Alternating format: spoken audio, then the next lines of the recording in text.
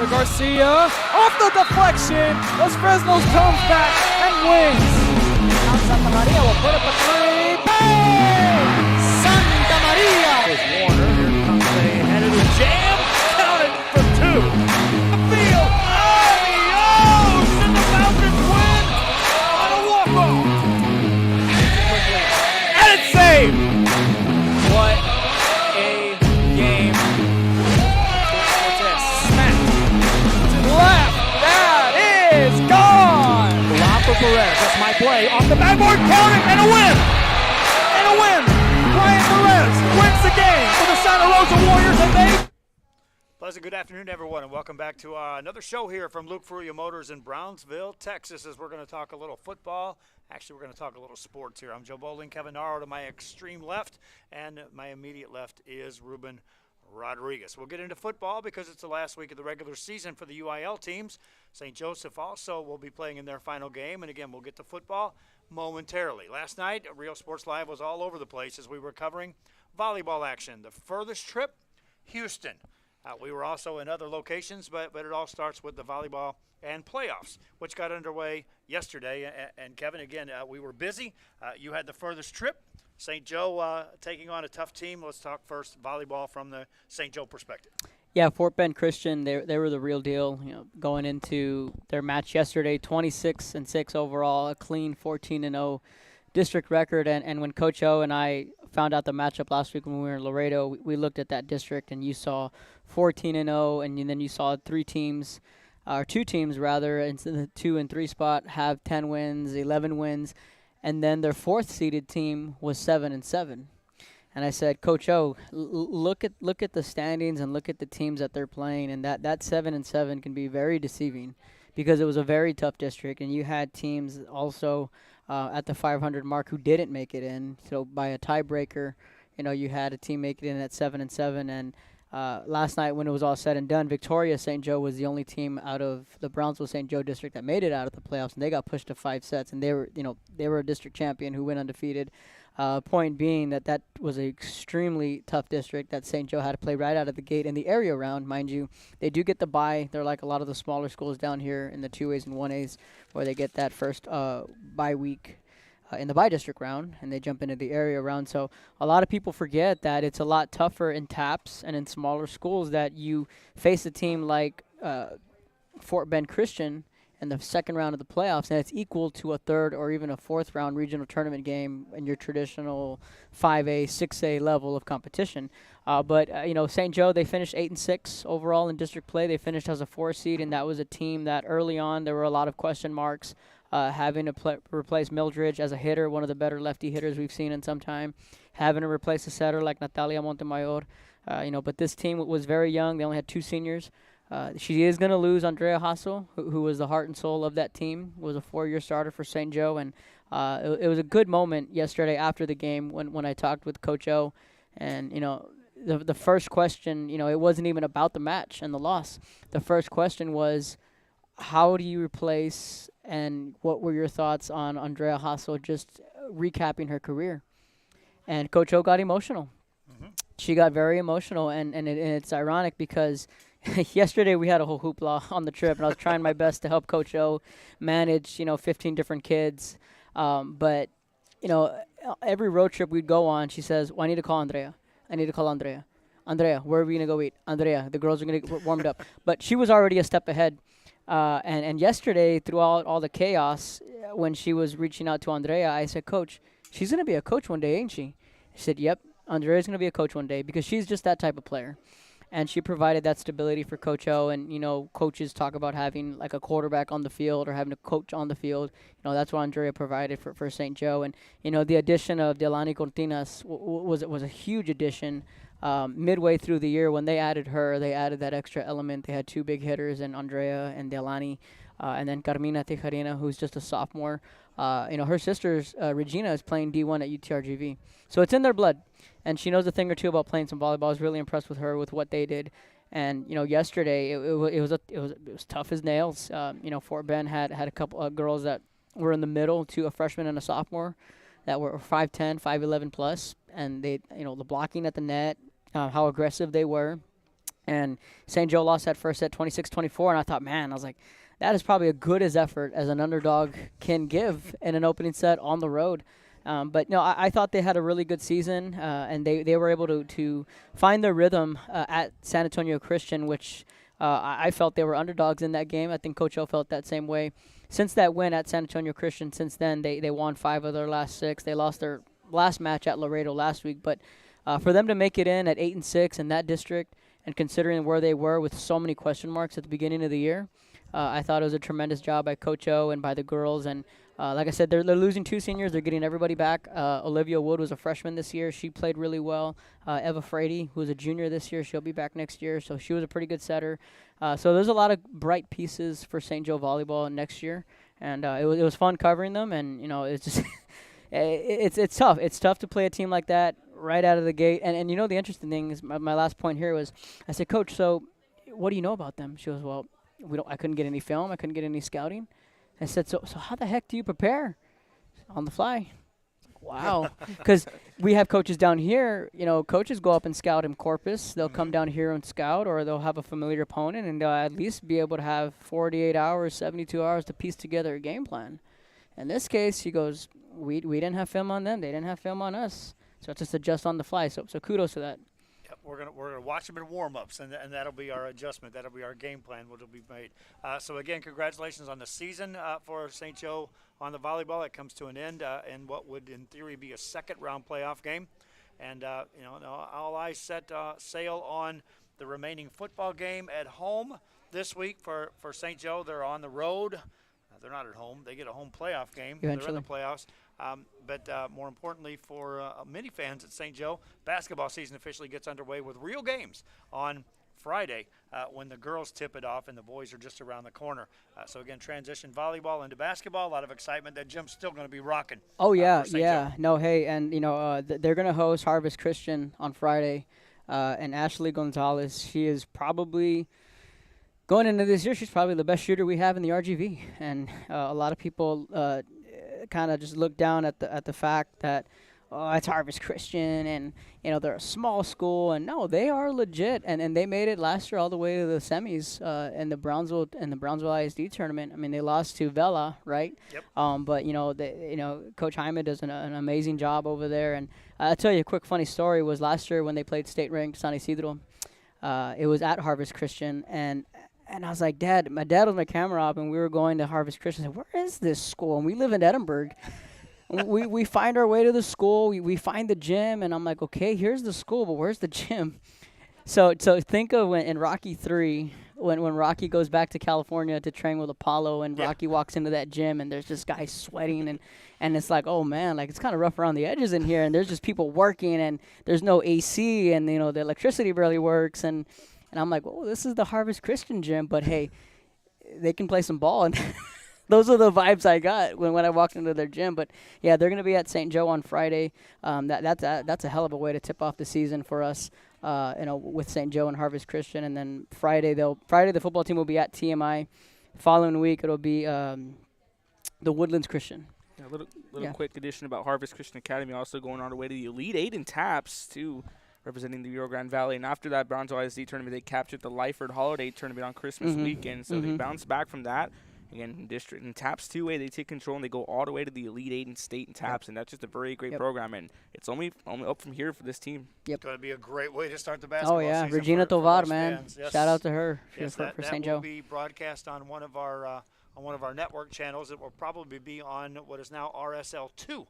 We've got the premium channel, Rio Sports Live, and then we've got the RGV channel, the Coastal Bend channel, and we'll have RSL2, which will be implemented as well as we continue to expand the network. Reason being, the football game will be on the Bloodhound channel, and so RSL2, just to give you a quick preview on that. Also want to give you another quick preview, fans, that Rio Sports Live will be having our own app available on Android and Apple. In the stores, it should be available soon, any day now. We're already getting screenshots of the actual app. It'll be on those Play stores, so you can't watch the games on Roku TV. You can't get to our webpage. Well, we're going to have our own app within Apple and Android, being able to watch the games on our app. So that's coming as well. And those basketball fans I know will be wanting to be at games and watch other games, especially the St. Joe fans who are going to be wanting to watch the football game but attend the basketball or flip it, which are one or the other, they'll still be able to watch it. All right, let's talk a little football. St. Joe obviously wraps up the regular season on the road. They're already in the playoffs. But there are some teams at the UIL level that are playing for some positions, and playoffs are still up for grabs, and bragging rights and district titles are there to be had this week. Yeah, and 32-6A has been mapped out. We know with Harlingen, they do finish up the year with Los Fresnos. I fully believe that Harlingen can take care of business and right the ship. And starting in 32-6A, we talked about this last week that, we were a little unsure that there was no definitive team that was going to, because every year we have that. Mm-hmm. Every year we have this one team, we're like, they're pretty good, and I don't see them losing. But, Harlingen, like I said, they just continued to answer the bell, and San Benito did too. And we knew Weslaco was going to be rebuilding, but we knew they had some pieces. We knew Los Fresnos was going to be rebuilding with a freshman quarterback. And, Hannah, they probably had the most returners, I think, offensively with Chris Peña leading the way at the running back position. Didn't have the year they expected down at Hannah. I expected a little bit more from them to be, in the playoff race. But all roads led to Battle of the Arroyo, of course. And that was the definitive game. And going into that game, we knew, this is, Bobby Lou said it a few weeks ago, this is for the district title. Even though we had 3 weeks after that? Yeah. He hit the nail right on the head. But, Harlingen, they're getting healthier, and they're clicking a whole lot more. And we've seen what they can do offensively, and just really impressed with Randy Morales. And then San Benito, they're going to be the 2 seed, and then we'll figure out, who's going to be the 3 and the 4. But talking about the playoffs, I see 32-6A going at least 3-1 in the bi-district round against 31-6A. If anything, there may be a sweep. Yep. 4-0.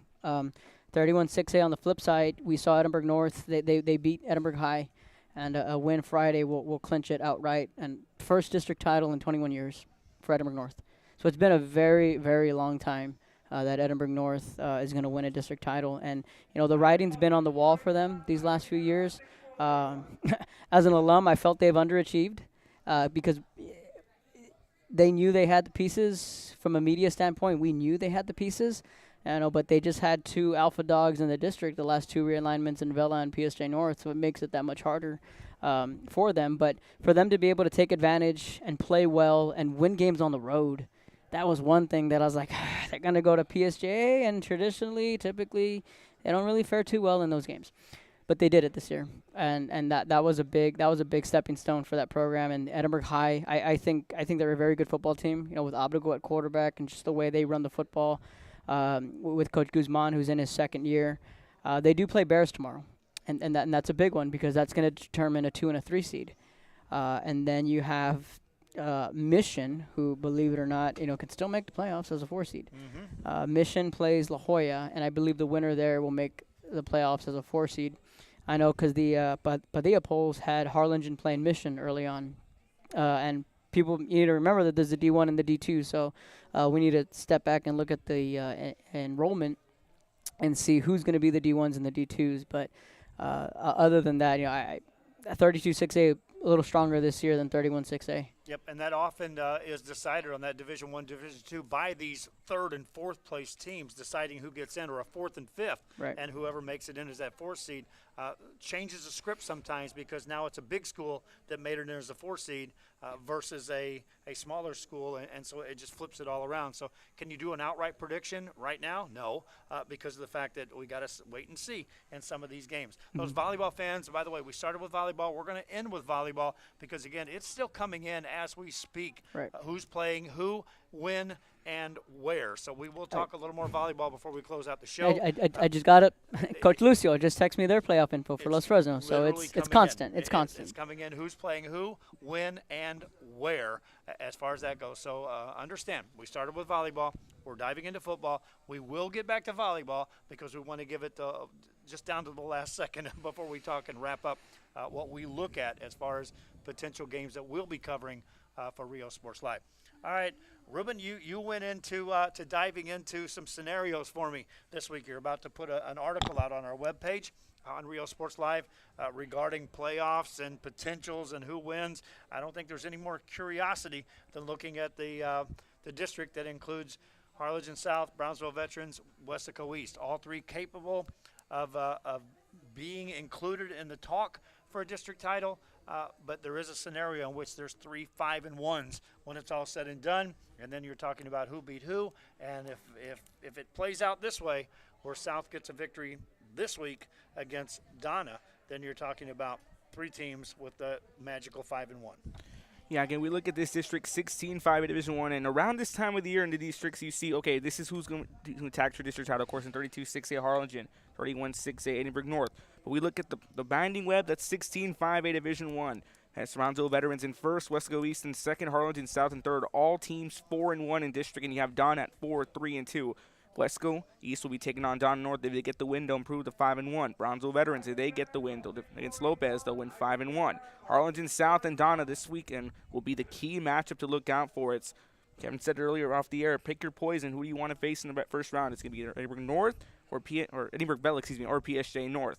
So Harlingen South gets the win, they'll improve to 5-0. If Donna falls, they'll go to 3-3, and now drop Brownsville Veterans at first, Westaco East at second, Harlingen South at third, and Donna at fourth. And all 3 teams will be holding a 5-1 record, and that's where we decided it's either going to be a coin flip, and the district will decide on how we're going to set it out. But it's a very interesting scenario on how it's going to drop in 16-5A Division I. And again, that's that matchup of even if South were to win and go 5-1, and then there's a coin flip or regardless of how they decide who the district champion is with a 3-way tie, it doesn't affect the fact that they're going to play one of 2 teams. It's not one of 4. Yes, there are 4 playoff teams that are coming in, but Kevin, it's one of 2, because with those teams assured to be in the playoffs, we know there's a 1 and a 2, and so the winner, South versus Donna, determines standings in the district, but it also determines who you get, but in either case, potentially the top 2 teams in 5A in this area. Right. So yeah, like I told you guys off there, it's a matter of pick your poison. But I went ahead and got to the curb, and I text Coach Izzy. So if they do finish 5-1 each, it would be BVM South and Westaco East. Okay. If they all finish 5-1, which is very probable. It's very probable. I don't see either East or Veterans losing this week. I'll throw that out there. So they're 5-1. The only possible one is Donna beating South. So if Coach Mike Gonzalez wants to throw a wrench at the last minute and make things a little interesting, he can do that by beating Harlingen South later this week. I'd love to ask Izzy his tailback situation, because they went down 186 yards of rushing in the first half, and that tailback's gone in the second half against Brownsville Veterans. That goes from a 5-point game to BVM shuts them out in the second half. Not saying it could have happened either way, but tailback situation. You know anything about that? I don't. That'd be a great question leading up to this week's game. But so if Donna can get this win, which I think they're fair game, Donna needs this win more than South. Why? Because Donna has yet to have that one definitive win to say, well, that's the win that we'll drink the Kool-Aid. So they need this more than South. And not only that, but it's crazy because it's like, okay, so Donna wins. Well, then that means they'll be the 3, and then they'll get Vela, and then with Harlan South, we'll get the it's a highly anticipated rematch.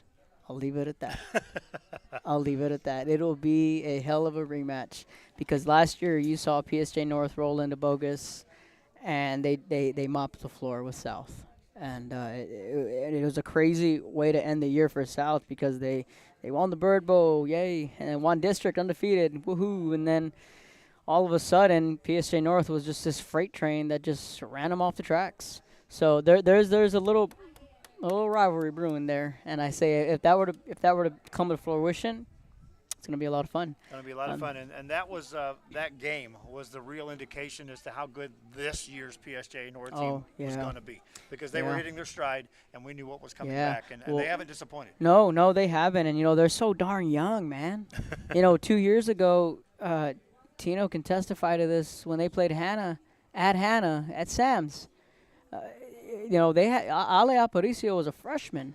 4 other 5 offensive linemen were sophomores and freshmen, and they managed to come back and win that football game against a veteran Hannah team.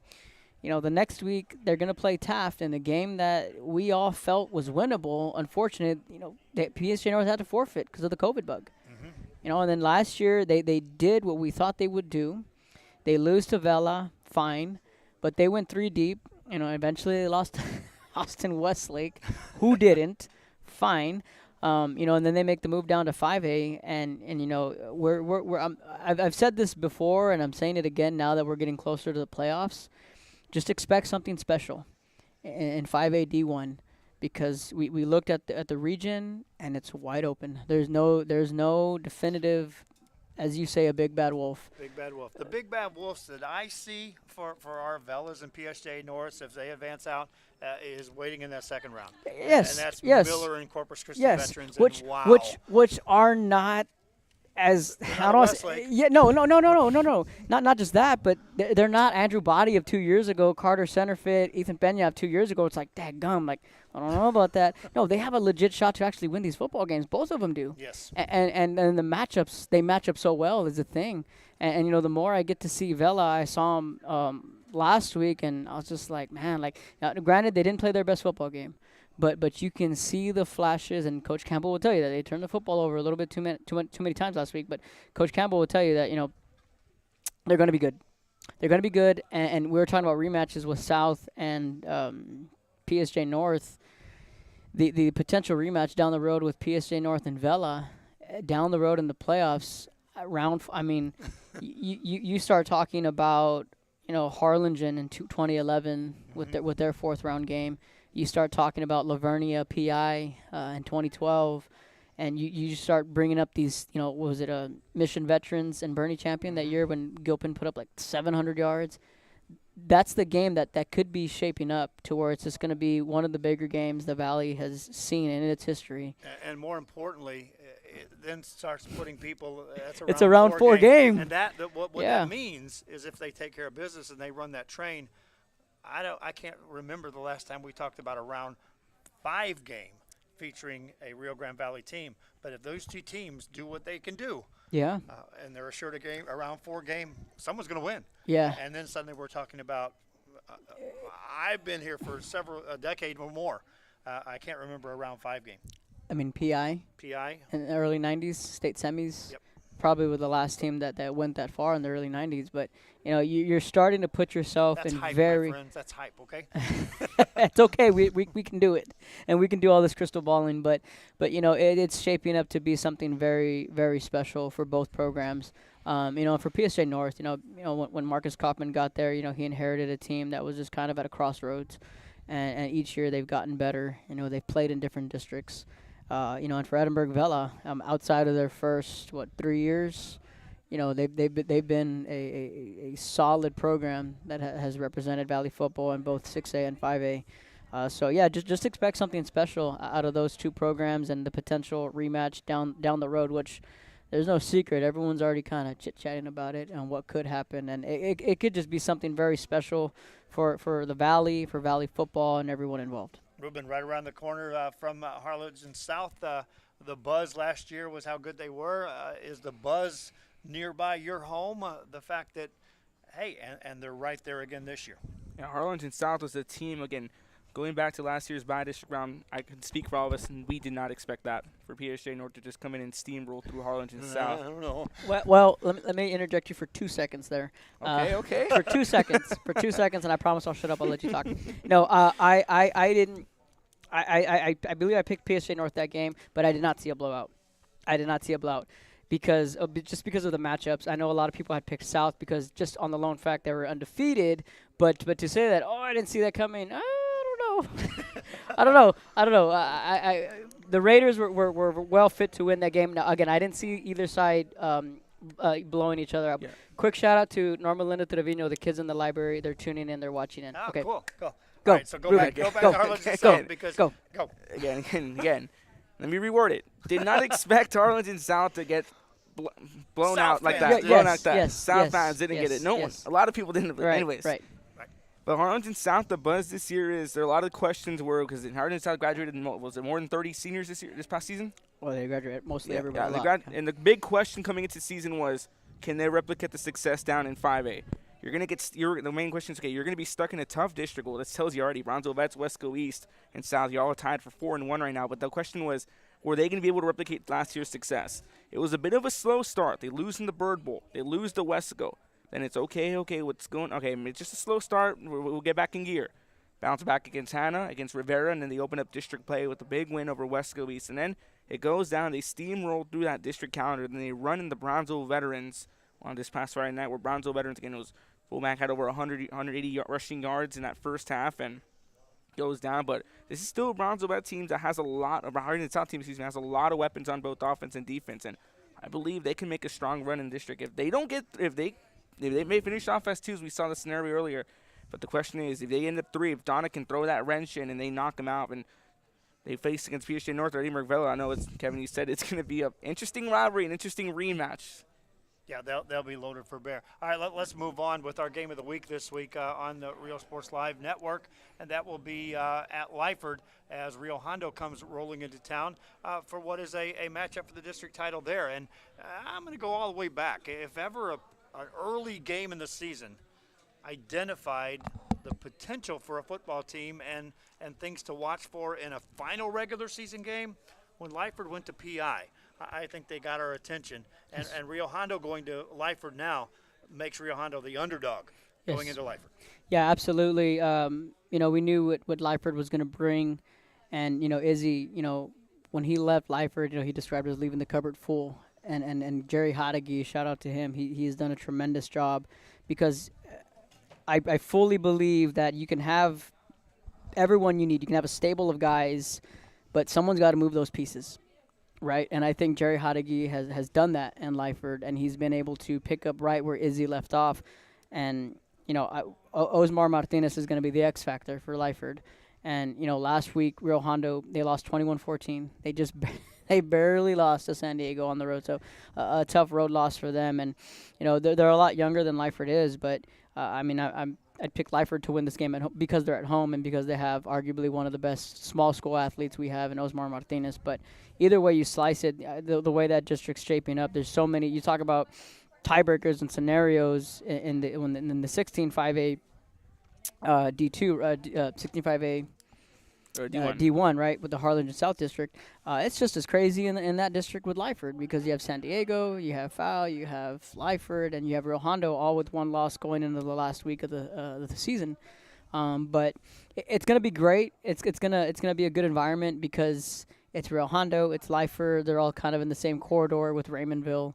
And I know Coach Rocky James touched on that last week, but right now I'd have to give the edge to Lyford because they're at home and because they have, like I said, anytime you have the best player on the field, you're going to have a shot, and that's Osmar Martinez. Lyford, Rio Hondo, our game of the week this week on Real Sports Live. We'll take a quick break. We'll come back. We'll dissect that even more. Back after this.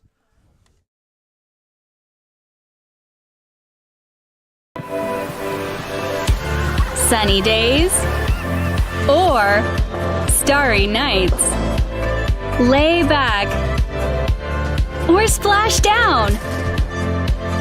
Brunch, lunch, or late night munch. That's as hard as it gets at South Padre Island. Voted Texas Travel Awards Destination of the Year. Plan your escape at sopadre.com.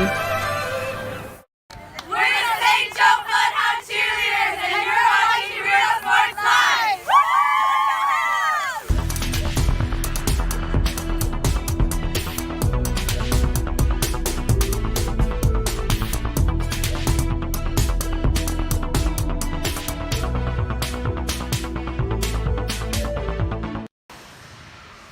We are the Border Cowgirls, and you're watching Real Sports Live. Yeehaw! Ibanez Tortilleria, serving up freshly made in-house corn and flour tortillas since 1994. Try our delicious menudo, tasty barbacoa, fresh tamales, tacos, variadas with juicy grilled chicken, and tender fajitas. On Mondays, buy one barbacoa taco and get one free if you mention that you're a Bloodhound fan. Located at 4726 Paredes Line Road, Brownsville, Texas. Open every day at 6:30 a.m. till 9 p.m. To order, contact 956-541-9594. We're the San Bernardino Lady Trojans, and you're watching Real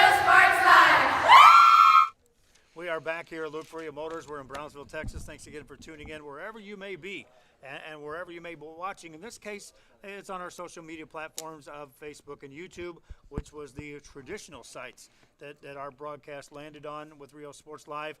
However, with the implementation of the new platforms of Roku television, over-the-top television programming, and it's a 24-hour, 7 days a week, all sports from the Rio Grande Valley, for those of you in the Coastal Bend, your own Coastal Bend channel, the Bloodhound channel of Brownsville St. Joseph, and the RGV channel, and now RS2, Rio Sports Live 2. I told you what we were building, and again, it's just touched the surface of where we're going with this, but today it's on Facebook and YouTube. It's soon to be where all of our programming will be one of our network channels. And let me break this down for you. Because I've talked to the developers who are putting our channels together out there for this over-the-top television programming. And there are other places across the country that are broadcasting sporting events and putting live sporting events on Roku, on Apple TV, on Amazon Prime. But there are, and get this, research done by others than me, okay, that have put together thousands of channels. Count them, there are 0 in the United States that are devoted with 24-hour, 7 days a week, full sports programming to any one region.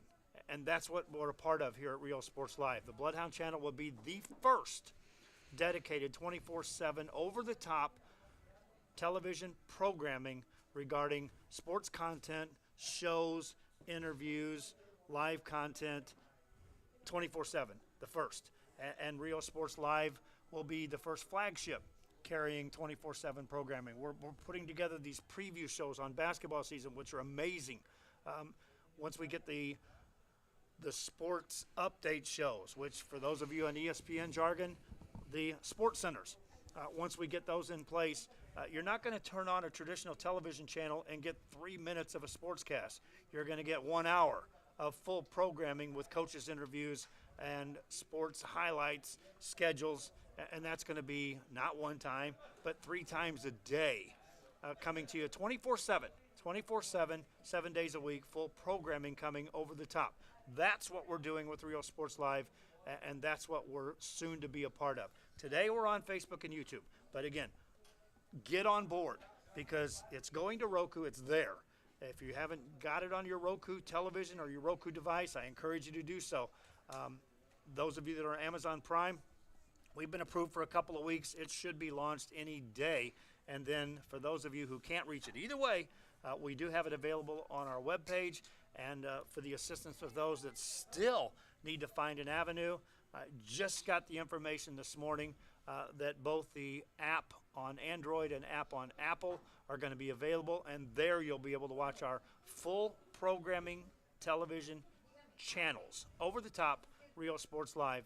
But again, right now we're at Luke Freya. Sorry about the commercial, guys. Go I ahead. Just need to get the educational part go of ahead. this Go ahead. out there, Go for ahead. the fans to understand, because that's what we started building from day one. And once it gets implemented with the full-blown television programming, again, with the Sports Center-like shows, with the coaches' preview shows, with the breaking down of games, with the guest hosts, with the special programming and the 24/7 programming, you're going to be part of something special as you tune in here from the Rio Grande Valley is where it's all going to start, front and center. Look for you. We're talking football. Let's get back into this because we were breaking down some matchups. Our game of the week, again, is going to be Lyford and Rio Hondo, sticking with the small schools. But if you're going to pick a small school ball game to cover, well, that's a pretty good one. Lyford, Rio Hondo, some history there with Rio Sports Live and broadcasting some of their games early on. But again, entertaining football for the fans that are going to be able to tune in on our premium channel that night.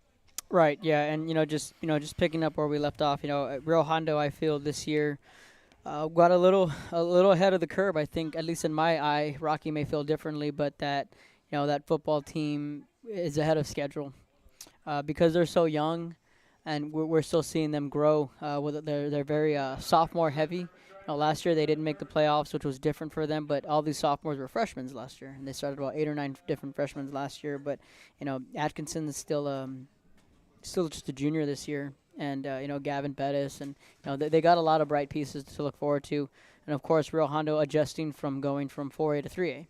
So a little bit of a different feel, a little bit of a different look, but just the fact that Rio Hondo is going to make the playoffs this year and at least have a shot at being in the district champion conversation, I think that's a success, at least in my eye, considering where they were last year when they didn't make the playoffs, and then the year before that they didn't even play football, the 2020 year.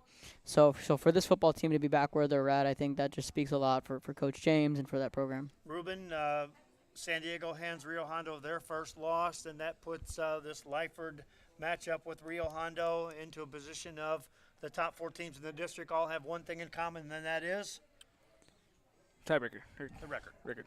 Sorry. Just win, baby. 3-1. All 4 teams 3-1. So the matchup there is you got 2 3-1s going against each other. But guess what? Across town, Foul Fury of San Diego, a couple of 3-1s going together. This district all comes together on one special night, Friday night. It's honestly like a mirror image. Look at 16 5A Division 1. You look at 16 3A Division 1. Foul Furious wins. They go 4-1. Rio Hondo 4-1.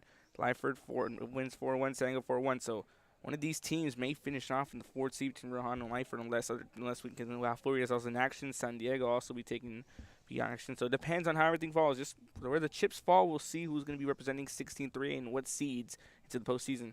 They all play each other. Rio Hondo, Lyford. Just to mail it home, San Diego 3-1, Rio Hondo 3-1, Lyford 3-1, Foul 3-1 Yeah, there you go. That's all you need to know. He had it written down, guys. I was just trying to lob it at him for him to hit it out of the park to use a baseball. Ruben had done his homework. He had them all 3-1. Just hit the ball, young man. You can do it.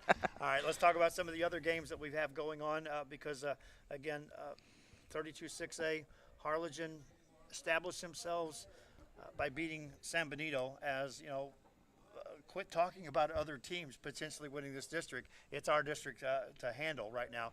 Los Fresnos, if they were going to get my attention, it was going to be last week against San Benito. But, Kevin, we talked about it on this very show that San Benito was going to be loaded for bear, and they were in position to really take it out on somebody. And it just so happened Los Fresnos was the team that they took it out on, and they did.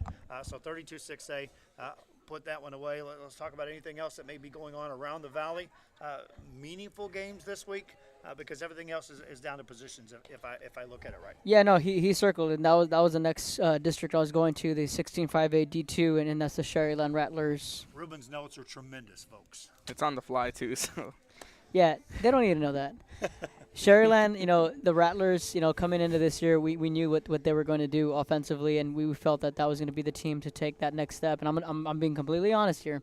So Mission Veterans, I figured it'd be them and Sherryland for the district title. It'd be 1 and 2, and then I'd throw a Pioneer in at a 3, and then I just kind of threw in a wild card and had Roma, just kind of taking a shot there and saying, well, they would be the 4th seed. But, Ruben, you saw it firsthand. The eye test was Pioneer, Sherryland, and you put it best. Sherryland said, quit talking about this game because we got this handled. Yeah, again, look at Sherryland last year. Again, last week I said on the show it was a complete 180 for them. 1-4 in non-district play, heading to the bye week. Question started to rise. Hey, Coach, what's gonna go down? What's gonna happen with the team? They said, just leave it up to us. They go 3-0. But meanwhile, on the other side of town, 10 minutes across, Sherryland Pioneers feeling the same way. They're 3-0 as well, heading to that matchup. They were both 3-0 heading into the Snakeskin Classic last week, the 9th installment of it, and it was just a battle from the start. It was Sherryland who just jumped up ahead early on. They jumped in 2 touchdowns, and Pioneer answered back on a 2-yard run by Joseph Graham Jr., and then it was a close matchup. Pioneer forces a safety on Sherryland, and Valdez connects a 2-yard touchdown run, and it's 16-14.5. Enter Diego Diaz, the senior, 11-yard touchdown run on the jet sweep, gets the party started off. Bo Crow connects for his 2nd touchdown pass. Dallin Gonzalez, who has his 2nd reception of the night, makes it 28-16. And one thing that we noticed with Sherryland's defense is it was just a punch in the mouth. Sherryland Pioneers started off. It was their first play. We were talking a couple of days ago, Joe. Kickoff dropped down on the turf. Sherryland Pioneer didn't pick it up. Sherryland will take over on the 31-yard line. Couple plays later, Sherryland started the party again, 35-22 to break away and just shutting the door, saying this is our house pretty much. And they win the Snakeskin Class again. The record comes up to being 6-3 now. So the Sherryland Rattlers, did what they needed to do, and a good atmosphere there. That Rattler Sherryland matchup against Pioneer may not be old, but it's certainly carrying tradition with it already. Oh, it's a young rivalry, but in my opinion, it's one of the more favorite rivalries to keep an eye on. Again, it's a young rivalry. It's always those new rivalries that you could tell just after a few games, after a few years, hey, this is going to be the next big rivalry. And it proved to be a case tonight. Again, both teams, it was the first time in this history, the rivalry's history, they both came in 3-0 into district play. And it lived up to its billing first, 16-14 at the half. But Sharyland High, their offense and defense just played a key factor, forced multiple turnovers on defense, and they just took over and stole the show. Kevin, is any other program capable right now of saying what Sharyland can say, and that is that they have now made the full transition from a top-notch successful program under the direction of Ron Adame, and now suddenly Sharyland's back, and they're right back to those same standards that you look at when they were directed by Ron Adame. There are very few because you have to factor in the split. Yep. Because we knew before the split, I mean, you had Tres Barrera, you had Marco Avila, Diego Chrysler, the list goes on.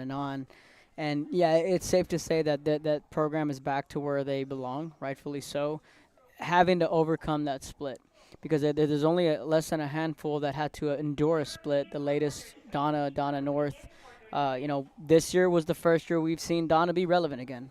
Donna North, not so much, but the fact that Donna was able to get back into their winning ways, it's been since, Amani Bowen, middle of the decade maybe when Troy Billman and those guys were there.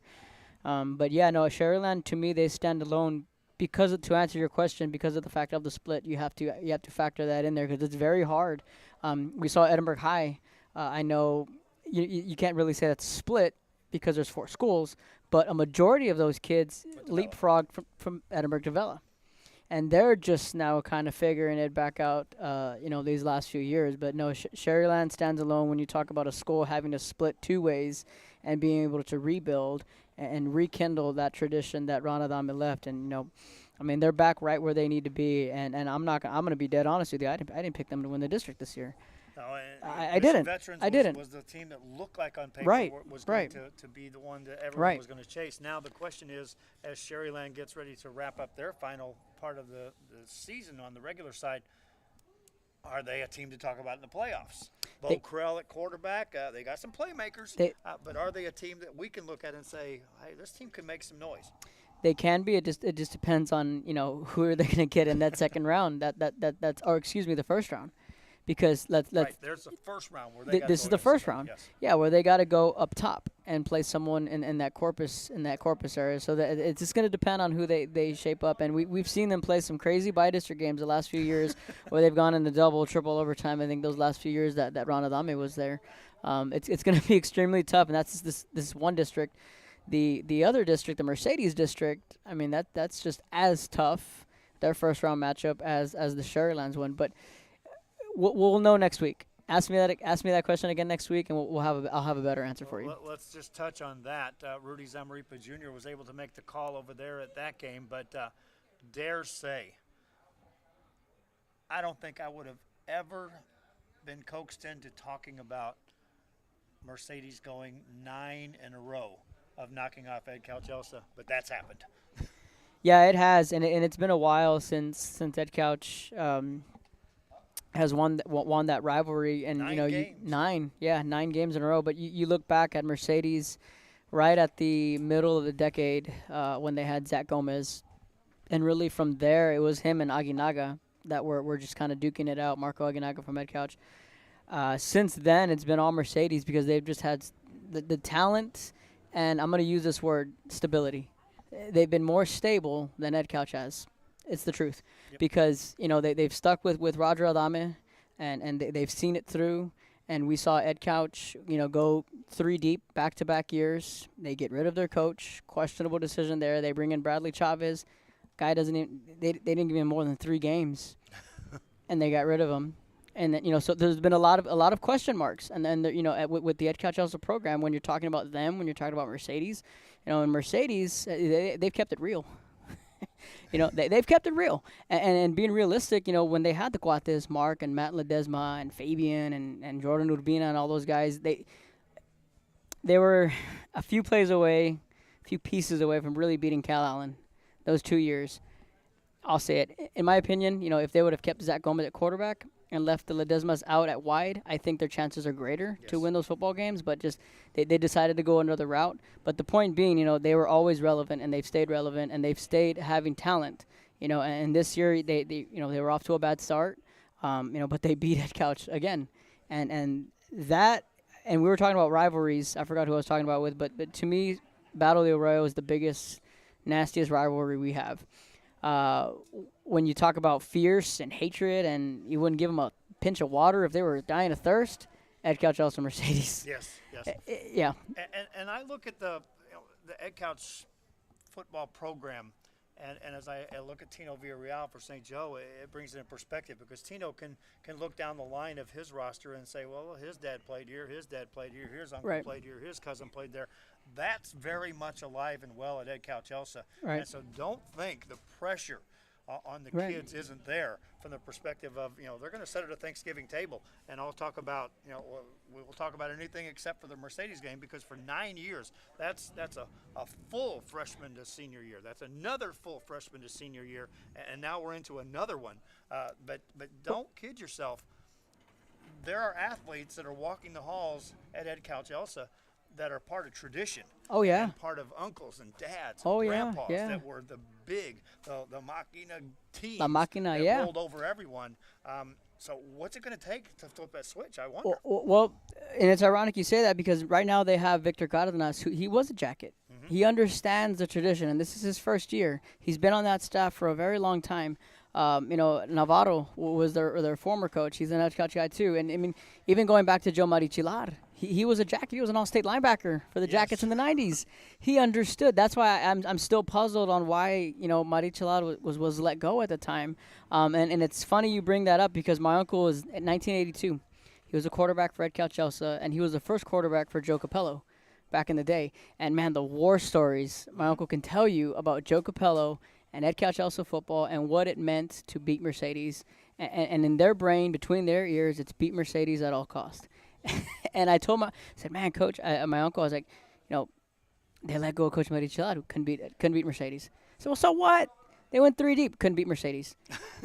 You're defined by how many times you're going to beat Mercedes. You're defined by how many times you beat Edcouch. Yes. When it comes to those two programs, I mean, it's crazy. And you're looking at freshmen that played this year, or that were on those sidelines this year, saying, we've never seen Edcouch beat Mercedes. Right. And seniors that'll graduate, we didn't beat them. Right. The seniors before them, right. we didn't beat them in our 4 years. And but hang on to this, because a few years ago, it wasn't so long ago, that Manny Gomez was talking to us about, my kids are just kind of showing up thinking, well, I'm going to put a Cardinal helmet on, and the tradition says we're going to win football games. Oh, yeah. And he referred to it, I'll use it, sheep versus, what he was looking at. Yeah, I told you that story, that's what Edcouch-Elsa, I think, is going through right now, is the fact that, the tradition's there, guys. That stadium was built for bigger and bigger crowds because of the fact that the tradition and the winning was there. It was instilled in the players. But they went out and did what now you see Harlingen doing, and that is reflecting back on what did it take to win those games. More work than you can ever dream of. And I think the onus goes on to the players, and the players walking the hallways that are saying, wait, maybe I shouldn't play for, Edcouch-Elsa. No, get back to that tradition. Right. And I think the players are there, the athletes are there. It's just getting them back in the mindset of what workload it takes to get to where you need to be. Well, I feel you're kind of asking me, well, what's the issue? Yeah. Entitlement. That's the fact. Entitlement. Yep. Kids think, I just slap on the Cardinal logo, I'm a Cardinal, and we're going to win district. I don't think so. And it's an issue we have right now with athletes, is a lot of kids feel they're entitled. Because my daddy was a Cardinal, my grandpa was a Cardinal, my brother was a Cardinal. Mm-hmm. No, and Coach Tino, I'm sure he can attest to this. Many coaches can attest to this. Is the entitlement and complacency. Right. And it's like, guys, and you can't teach those things. No, you cannot teach those things. Reflect on it because of the fact that they want to instill that pride right. level. But it ultimately comes down to, is the athlete's going to go in the weight room and do what they right. need to do. And right now, if you're an Edcouch-Elsa fan and you're looking and saying, wow, 9 years in a row we beat Mercedes, it's got to be someone's fault. It's got to be someone's fault. Start looking inward. If you're a player, start looking inward. And put that, if I were Edcouch, it would be all over the weight room. Oh, yeah. 0-9. In everyone's locker. 0-9 0-9 the last 4 years or the last 9 years against Mercedes. What do you do about it? And it's like and make you in big, bold black letters. What are you going to do about it? And I think it's going to start there. They got mirrors all over that locker room. They do. They all certainly over do. That weight room. Time to use them. Before we go to break, shout out to Coach Will Littleton. Yes. Biggest win of his career by far, beating Mission Veterans. Yep. You know, and PSJ Memorial, you know, they were irrelevant for some time. You know, last year they were able to get a win and then a win, and then this year they've doubled that. And I think beating Mission Veterans. Actually, I was in the car with Tino and I said, "What? PSJ Memorial beat Mission? Wait, that's got to be wrong. No way." And you know, just a testament to him and what he's able to help build. And you know, it takes a village, right? And I think they're doing some pretty good things there. And just for them to get that win, that's the biggest win of his career by far. Yep. And how big is that win? I think it's bigger than what fans may realize because of the fact that some may look at records and say, oh, well, that's a down year for Mission Veterans. Fans, we just talked about tradition and motivation. Coach Gilpin had every one of his players geared up for this season to be another magical run, and they did do the work in the offseason. So for PSJ Memorial to beat them, you beat a quality football team. You didn't beat a team that was down a year. You beat a good football team. And upset of the year. That still makes their way into the playoffs. I still wouldn't want to play them in a first-round playoff game, regardless of records.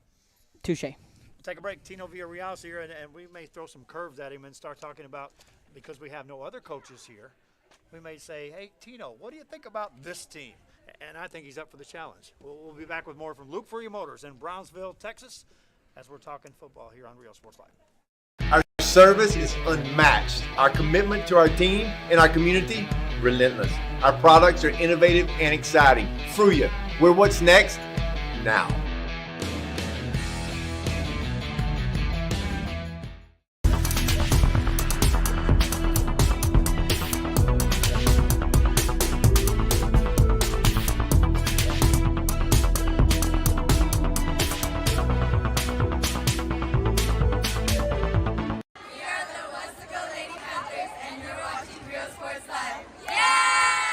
Music lovers, you have to stop and see the assortment of records, tapes, and records memorabilia at Forever Memories today. Located at 237 North Sam Houston in San Benito, Texas, there's over 10,000 records on display and more coming every day.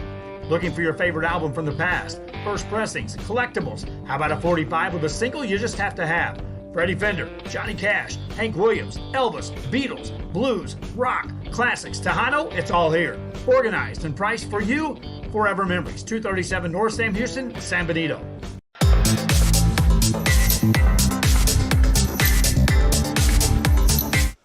We are back here talking football. Luke Furrier Motors. Yeah, we kind of got into the weeds there about talking about, you know, what's happening to programs or what needs to happen to some programs.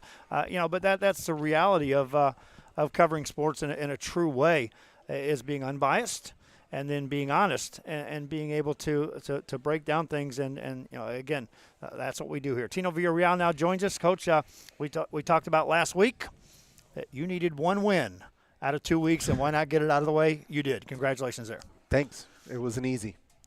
Kevin was there. No, it was not. Really wasn't. Yeah. It was a difficult so talk thing. about that and how that plays out for this week's preparation, knowing already who you play in the playoffs. Well, first, it wasn't hats off to St. Anthony's over in San Antonio. They were 0 and I don't even know where we're at. 0-6. We were 5-1, something like that in district. And that's kind of tough it was their homecoming. And for us, I told the kids all week long, you can't look at records and you can't dictate how you play based off of that. I don't think we came in overlooking them, but they came ready and they hit us hard. They tackled the first play of the game. I think we hit him first contact, and he drove my entire defense, the running back did, about 17 yards before we brought him down. I mean, they wanted to play. We have 3 kids on concussion protocol from that game alone. So it was a win, and we needed it. But on the other side of it, I mean, right now for this week, we're down 9 guys for Friday's game. So it was a win, and definitely on the scoreboard.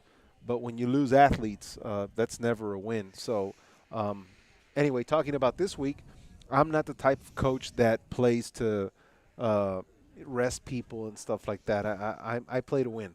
So we're going to get all the healthy guys. Whoever's on concussion protocol obviously is going to not play the game, but we're going to play, and we're going to play the starters, and we're going to play to win. There's no kind of limited time or anything like that. We've got to get ready for a big matchup in the first round of the playoffs, and the only way to do that is by practicing against another school with a different color jersey. There's only so much we can do at this point against ourselves. It also allows you to play a little depth game and starting to fine-tune some players that, at the beginning of the season it was adjust with depth just to see who might fill in the gaps. But now you know who's playing in the gaps. Now the depth becomes, I might need you for a play or two in this playoff game. And so let's put you in this position against another team wearing another uniform. And really this game for us is going to be, we're still trying to find the right recipe now that Adrián del Pozo is fully healthy and Claudio Torres has emerged as the guy who he is. So how do you do that? You also have to balance Lucas Cristiano, who's very good, one of our best route runners and secure receivers. So you've got three massive playmakers, and then you kind of sprinkle in a Kiko de la Garza, who's also good in his own right. Andre, as a freshman, who's probably the best blocker that we have, and he's also gotten like 36 receptions this year. So he doesn't drop a football. We've got so many weapons, and JP Vidauri at running back. And so how do we really maximize who we are? That's another test for us Friday, to kind of put all the healthy pieces together and find the right recipe. And now looking further ahead for the fans, anything early as far as tickets go for that playoff game? Because Canales Field is probably going to be rocking. It is. Well, we wanted to play on Friday. I love Friday Night Lights. Everybody loves Friday Night Lights. But it looks like we're going to be hosting the Woodlands Christian, and that's from north part of Houston, the Woodlands. So they're a 6.5-hour drive from us. So you have to picture, you have to come down to Brownsville, play us. If we kick off at 7 p.m. on a Friday, the game's done at 9:30, 10 o'clock. The way our games go, 10:30, 11 o'clock. And then by the time you feed the kids and get back home, it's just not a safe situation. So talking to their athletic director, it's not 100%, but if it is them, it's 95% sure that that's who we're going to play. It's going to be at Canales Field Saturday, November 12th at 2 p.m. Okay, so it'll be a 2 p.m. game. Have you established what you're going to do ticket-wise as far as already selling tickets for that game?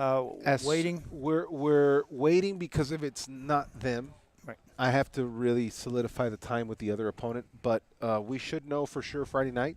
So Saturday morning, tickets go on sale. And, yes, it's going to be a hot ticket. There's going to be a lot of people. I don't know. Saturday, especially a Saturday 2 o'clock game, will probably be the only game in the Rio Grande Valley at 2 p.m. on a Saturday. Will this be something Kevin may know by the time the game ends? Yes. Which direction we can tell fans to go? The only way that would change is if the Woodlands Christian beats Houston Second Baptist by 18 or more points. The point game. So it's one of those games where we just have to kind of keep track of it. We'll know by halftime. Second Baptist is their rank, their first, the 1 seed. They're currently fighting to be the district champ. So all they have to do is beat Woodlands by 17 points or less.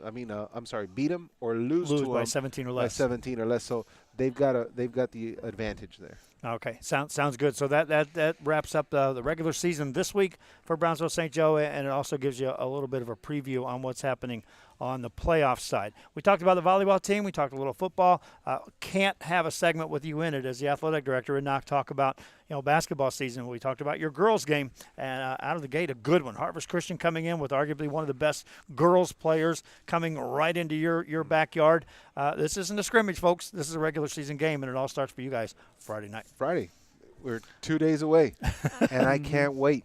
And I know that the girls are practicing real hard. I was at the gym yesterday after my football practice, and it's amazing to see the energy that's out there in the gym.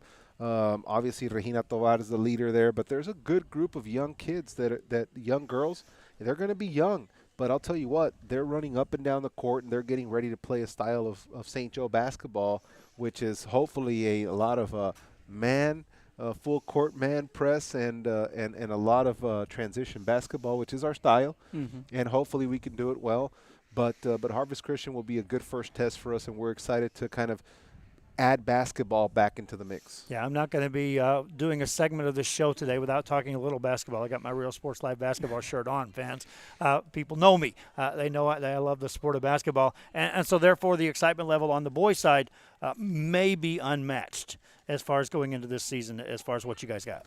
Well, yeah, I mean, just overall excitement in general. But like I said the other day that I was on the show, I can't wait. I've been waiting. I think the whole Bloodhound community has been waiting to see Jimmy Navarro back on the court. We know exactly what Jerry brings to the table. We know what some of those returners do also for our basketball program. But not having Jimmy out there and now seeing him, and like I said, bigger, faster, stronger. I don't think I was in there for 10 minutes. I didn't see him miss a shot yesterday. So he's eager to get back on the court, and he's eager to reestablish himself as our point guard. And I know Jerry's happy to have a point guard so that he doesn't have to bring the ball down and he can play his role, which is going to be a much more dangerous Jerry Martinez because of that. Going to be a lot of fun, and their season is just around the corner too. And you know, among the games they play, I got the bracket yesterday. They sent it down. It's a classic on the Monday and Tuesday of Thanksgiving week. Off to Fort Worth. No easy chore there. Some great basketball for your players and an experience to get to play against some top-notch players from around the state of Texas, minimum. Yeah, I mean, we're looking. Last year we did that classic at the Marinist in San Antonio, and we got to play some of the best teams in the country. And now we're trying to go up to Fort Worth and get some good competition. I mean, it's always healthy to get some good competition early on and challenge you in ways that we know we're going to be challenged, which we're going to be the undersized team. We got to figure out how to beat a team where they may have out-rebound us and kind of force us to be more of a perimeter team, which is fine with us because that's kind of where our strength is. That's our basketball portion of our show, brought to you by here at Luke Ferreira Motors, Buick. They have Buick, GMC, and Cadillac. Now let's get back to football. Tino, I said I was going to put you on the spot, and so let's do it. We asked some other coaches to get here. It's that time of year, and it was a later start to the show than others. But as you crystal ball it, people may not know this, but a lot of these coaches pay attention to their teams. They also pay attention to everyone else around them. And so let's crystal ball the Brownsville schools and how they match up Brownsville veterans. First and foremost, you got to see them. The eye test was you. Brownsville veterans in the playoffs. They look good against South last week. Who do they have? Do you guys have that kind of This chart? week they got a very winnable game. What are you looking at? Not What's this cool? week. I'm saying BVM veterans. playoffs. Veterans in the playoffs. So potentially they were going to be they get the 1 seed. They would play the 4 seed. Shoot, you got me there. Now, give me a second. Yeah. Look, it doesn't really matter who they play. I pick Brownsville veterans. Right? So whether they're the 1st seed, 2nd seed, whether they play 3rd, 4th, you could even, Oh, Rio Grande City or Roma. Okay. BVM. Rio Grande City or Ro, I'm sorry. Or Ro? Ro will be the 3. Rio Grande City will be the 4. Either one of them, Brownsville veterans, big. Right. Yeah. I mean, we are so lucky that we played them early on. Yeah. Okay?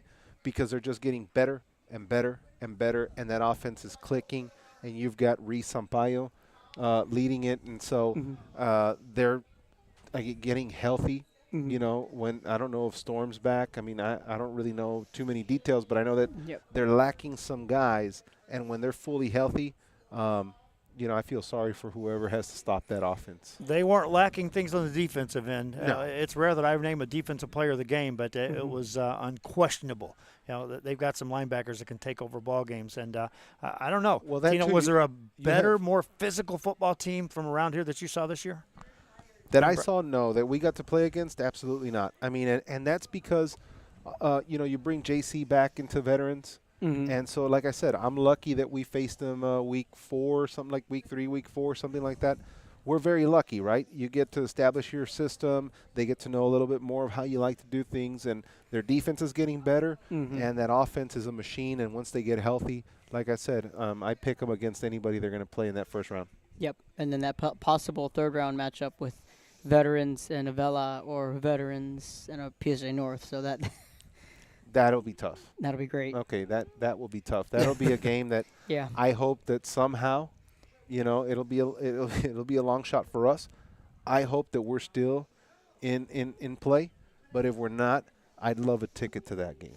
Your ticket's right here. Yeah, I would love to. I would love to see that game. Yeah. Yeah, you know me. I'm not opposed to saying, Yeah. Coach, join me for some color commentary. I would Our love it. most viewed game of a regular season game, of any game that we Playoff. have ever covered, most viewed game continues to be when this guy was to my left, Manny Gomez was to my right doing color commentary Los on the Fresnos. offensive end, and yes, Los Fresnos game continues to be. It leads all others on games that we covered with live play-by-play that was of fun. that game. And so, I'll put a headset on you. We'll do some color commentary during a game. Yeah. And as long as you guys are playing on a Saturday, I'll get you on a Friday if you got a chance. Hopefully we're busy. Yeah, but I love it. That's yeah, true. That means good things are happening for us. Kevin, your discussions on anything on St. Joe? No, I just, last week I felt the game got, you're right. It was a little bit harder than it should have been. But I gave the player of the game to Andre. Smack him when I see him. Yeah. Lucas Cristiano. I felt that he made a lot of plays defensively last week, and he makes so many plays that don't come out on the stat sheet. Oh man, the interception, it comes out on the stat sheet, but he did so many things in that game that helped swing the momentum. Yeah, he does so much that people just they don't understand. You see the game of football and you don't understand the value of him as a player. At the beginning of the season, obviously, when I told him that he was going to play defense, he has a way to find the football. Mm-hmm. If you look at every game, whether it's a tip ball, interception, Lucas has a way of finding the ball. He's one of the best defenders on our team. And I still believe, with all respect to all of my receivers, we have some really good ones. Mm-hmm. But Lucas, to me, is the best route runner that we have. He's also a secure guy that will rarely ever drop a football. So he's a complete kind of guy. And when he's on, we're on. He's the one who got us starting against Regents. He had that interception, ran it back to the 5-yard line, and that's what kind of sparked us to jump on Regents 21-7, and it was a lot of his play. He had the 4th down conversion when Ethan scrambled, sat in the middle.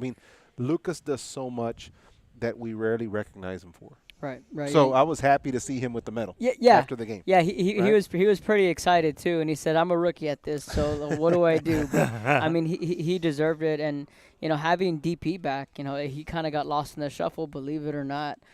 We saw him get the football back, and we talked about his level of urgency on getting back in the field on the field, and him wanting to be involved. And we saw all that Friday night.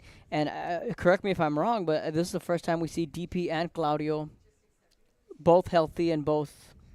This is because this was the first time. And you know what? What's cool is talking about St. Joe. How people I keep tabs on a lot of teams because I love football. I love going to Sam Stadium, watching games. I love watching real sports and watching games.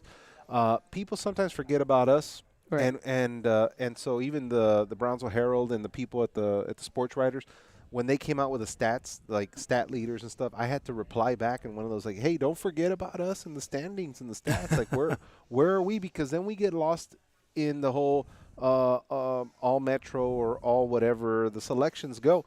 But I was happy to see, speaking of Claudio and Del Pozo, Claudio was JV before we moved him up to varsity. So he's only played 7-8 games. Del Pozo was injured 2 or 3 games. He's only played 7-8 games. Keeping that in mind, correct me if I'm wrong, and people who are watching this, I'd love to correct me if I'm wrong.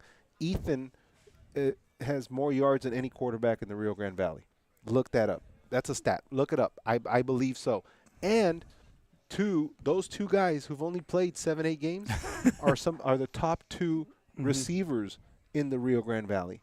Okay, so that's a pretty good stat, and to have them both 2 of the top receivers in the Rio Grande Valley receiving footballs from one of the top quarterbacks in the Rio Grande Valley at the same time on the field, I have my homework to make sure that we distribute the ball evenly and that we have good sets so that people don't really know whether we're going 21, 84, Don't forget about Lucas. Don't forget about Ethan's ability to run. Don't forget about JP and all the other weapons that we have. Back to those days of when you got a coach that's offensive-minded that's going to look around and say, hey, what, you want to get us down 21-0? Well, then I got a whole nother set of plays. We can break out this. I always tell the team when we were down 28-0 to St. Michael's, I'm like, hey, guys, we're only 4 plays down.